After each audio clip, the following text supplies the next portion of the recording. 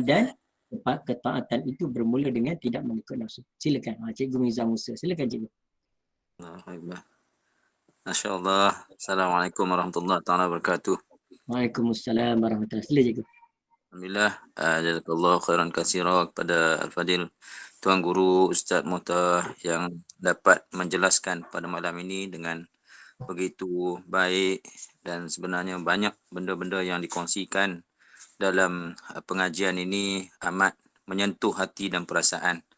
Di mana kalau kita teliti segala apa yang disebutkan itu adalah merupakan banyaknya apa yang kita buat.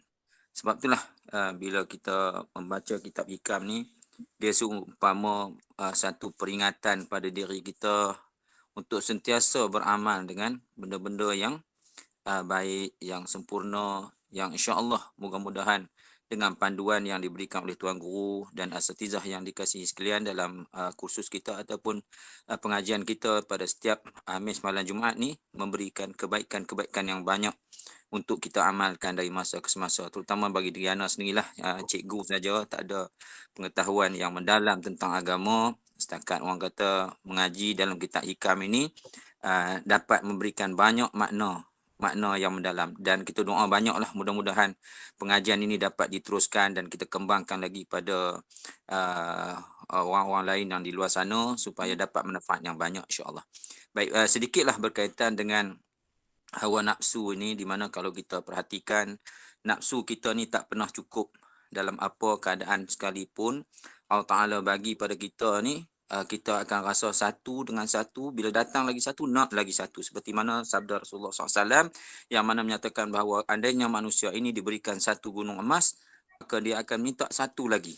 Ini maknanya dia tak akan cukup, tak pernah puas. Dan bila kita berpuasa, seperti mana kata Tuan Guru sebentar tadi, kita seolah kita mengikat.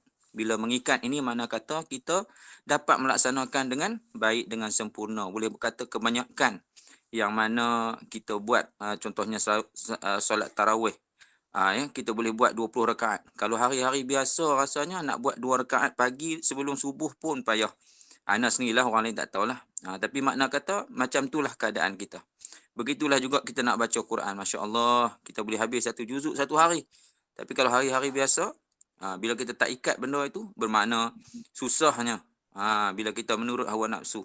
Dan itulah yang banyaknya dalam kehidupan kita selalu dilalaikan dengan perkara yang bersifat keduniaan sehingga kita lupa akan kehidupan kita. Seperti mana yang sebutkan tadi juga, bila kita ingat mati, maka mati ini adalah merupakan satu akhiran hidup kita, di mana bila kita berada dalam situasi yang akhir seperti itu, ketika itulah maka kita insaf diri kita bahawa banyaknya amalan kita yang selama ini kita tinggal, betapa kita lupa akan Allah SWT, sedangkan Allah sentiasa menahan-nahan keinginan yang daripada kita ni yang banyaknya, tapi bila kita minta taubat kepada Allah SWT, Allah tidak pernah lupa untuk menerima taubat daripada kita. Apatah lagi dalam bulan Ramadan ini, Allah minta supaya kita banyak memohon keampunan daripadanya dan minta agar segala amalan-amalan kita sekecil-kecil mana pun diterima, dosa kita sebesar-besar mana pun diampunkan. Dari masa ke semasa tu kita doalah moga-moga insya-Allah Allah Taala keluarkan kita daripada Ramadan ini, kita bebas daripada, merdeka daripada nafsu dan syahwat yang orang kata berlebih-lebihan. Sehingga kan kita tidak sedar bahawa Allah itulah yang sepatutnya yang kita dahulukan dalam segala segi, segala keadaan insya-Allah. Sekadar itulah mungkin Ustaz yang kupasan yang tidak seperti mananya ini. Mudah-mudahan insya-Allah dapat memberikan kebaikan untuk kita semua. Wallahu a'lam. Assalamualaikum. Waalaikumsalam warahmatullahi wabarakatuh. Terima kasih banyak pada Cikgu Mizam. Untuk makluman sahabat-sahabat lain dalam talian sekarang, Cikgu Mizam sedang mengusahakan pembinaan pondok apa cikgu? Nama? Pusat Pengajian Imam Syafi'i Ustaz di Parit Bunta. Di Parit Bunta, Pusat Pengajian Imam Syafi'i. Jadi nanti pada sahabat-sahabat di luar sana tolong war-warkan, kita pakat-pakat tolong isi tabung pembangunan. Sebab ni untuk ilmu dan perkembangan. Sebab tu di akhir kalam kita ni, di ujung tu kalau kita tengok Imam Ibn Attab pesan dia kata apa? Jangan bersahabat. Mana apa faedahnya bersahabat dengan orang alim, tapi orang alim yang rohani dia rosak. Dan kita tidak rugi bersahabat dengan orang yang jahil kalau rohani dia tidak rosak, dia tidak mengheret kita. Jadi mana itu nak gambarkan bahawa hidup kita ni, ilmu tu satu hal, tapi tujuan apa kita cari ilmu? Kita cari ilmu tu tujuannya kita nak mendekati Allah. Jadi kalau makin bertambah ilmu, makin jauh dengan Allah, makin tambah ilmu, makin jauh dengan Allah, maka itu menandakan bahawa ilmu itu tidak ada barakah dan tidak ada nur dia. Cuba kita lihat satu ucapan. Anak-anak bawa sahabat-sahabat semua ingat pada satu ucapan daripada Sayyidina Umar Al-Khattab. Sayyidina Umar kata apa? Dia kata la tata'allamu ilma lisalasin. Jangan kamu cari ilmu dengan sebab 3 tujuan. Jangan kamu cari ilmu dengan 3 tujuan. Lepas tu wala tatrukuhu lisalasin. Jangan kamu tinggalkan mencari ilmu dengan 3 sebab. Mana yang cari ilmu jangan belajar dengan 3 tujuan. Kalau ada 3 tujuan ni jangan. Yang lepas tu yang tinggalkan belajar ilmu, jangan sebab kamu tinggal tu kerana 3. Kerana 3 perkara ni. Kalau sebab lain boleh dia ada alasan, tapi 3 jangan. Jadi yang pertama apa? Kata kata Sayyidina Umar, dia kata la ta'allamhu, jangan kamu belajar ilmu litatamariya bih, supaya kamu dapat menjadi orang yang berlumba-lumba dalam perkara dunia tadi. Mana nak berlumba dengan alim ulama, nak suruh orang kata aku pun alim juga, aku bukan sembarangan juga. Jadi maknanya tujuan belajar tu itu tujuan dia. Maka kata Sayyidina Umar, jangan. Jangan. Sebab apa? Sebab ada hadis Nabi yang sebut nanti. Kemudian yang kedua, wala litubahiyabih, supaya kamu sombong dengannya. Supaya dengan ilmu tadi kamu dapat mengangkat kedudukan kamu di kalangan orang-orang yang jahil. Jadi dapat memperbodohkan orang jahil, dapat mempermainkan orang jahil dengan tujuan kamu cari ilmu tadi. Kemudian wala litura'iyabih, jangan kerana kamu nak tunjuk-tunjuk.